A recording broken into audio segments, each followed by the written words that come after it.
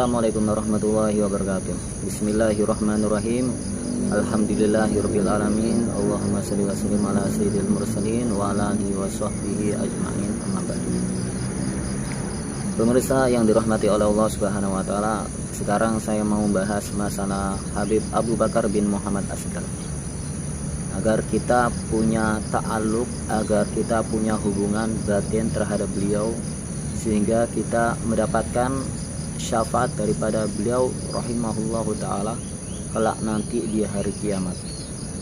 Beliau bisa menolong kita, beliau memberikan syafaatnya kepada kita semuanya karena kita memiliki rasa cinta kepada beliau rahimahullahu ta'ala.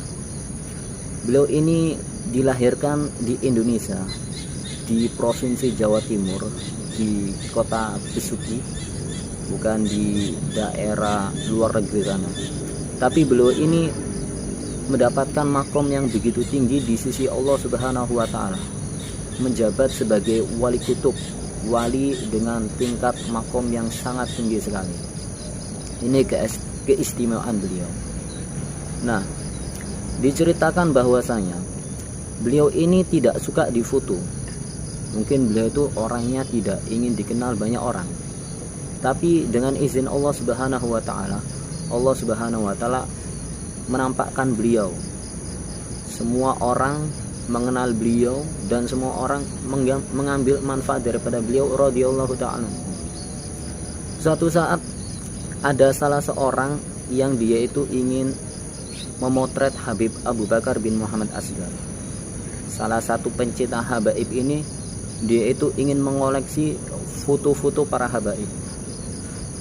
Habib Fulan sudah diambil fotonya, Habib Fulan sudah diambil fotonya. Kecuali fotonya Habib Abu Bakar bin Muhammad Asgar itu belum sampai dia dapatkan. Akhirnya pada satu saat Habib Abu Bakar bin Muhammad Asgar, beliau ini ada di kota Bondowoso. Kemudian ketika ada di kota Bondowoso, beliau melakukan sholat jamaah bersama para habaib yang lainnya dan juga bersama jamaah-jamaah yang lainnya. Nah, ketika beliau melakukan sholat berjamaah dengan jamaah-jamaah yang lain, salah satu pecinta habaib ini ingin memotret atau mengabadikan Habib Abu Bakar bin Muhammad Asgar melalui potretannya. Akhirnya ketika Habib Abu Bakar bin Muhammad Asgar sholat, dia mengambil foto dari sisi yang lain. Dia tidak ikut sholat. Nah, ketika itu cahaya foto tersebut mengganggu Habib Abu Bakar bin Muhammad Asgar. Kilatannya itu mengganggu Habib Abu Bakar bin Muhammad Asgar.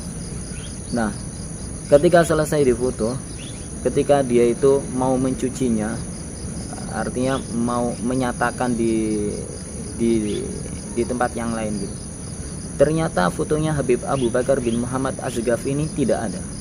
Semua foto daripada habaib yang lain, jamaah-jamaah yang lain itu ada, kecuali fotonya Habib Abu Bakar bin Muhammad Asgar saja yang tidak ada. Ini merupakan salah satu karomah beliau yang luar biasa.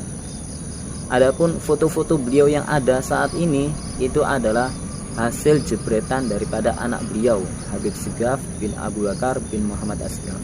Hanya hasil jebretan hanya hasil jebretan anaknya saja, yaitu Habib Segaf. Foto itu bisa diabadikan dan diizinkan oleh Habib Abu Bakar bin Muhammad Asgar.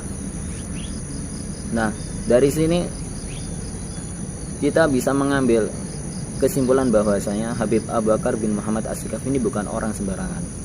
Beliau wali kutub, beliau mendapatkan makom yang begitu tinggi di sisi Allah Subhanahu wa taala. Sehingga kalau kita ini tidak mencintai beliau, kita tidak ada hubungan batin terhadap beliau, maka itu sangat rugi sekali. Ya, kita tidak bertemu dengan beliau di atas dunia ini. Kita tidak satu zaman dengan beliau.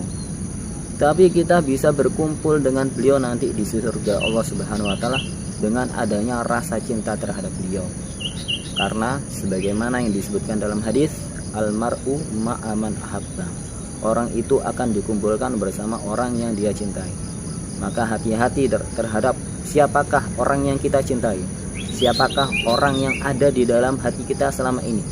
Karena kalau seandainya kita ini salah menempatkan orang di dalam hati kita, nanti kita di akhirat akan dikumpulkan oleh Allah Subhanahu wa taala bersama orang-orang yang kita cintai.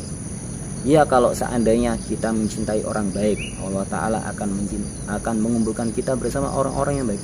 Tapi kalau seandainya kita mencintai orang yang jelek, maka kita akan dikumpulkan oleh Allah Subhanahu wa taala bersama orang-orang yang jelek. Wal iyad billah.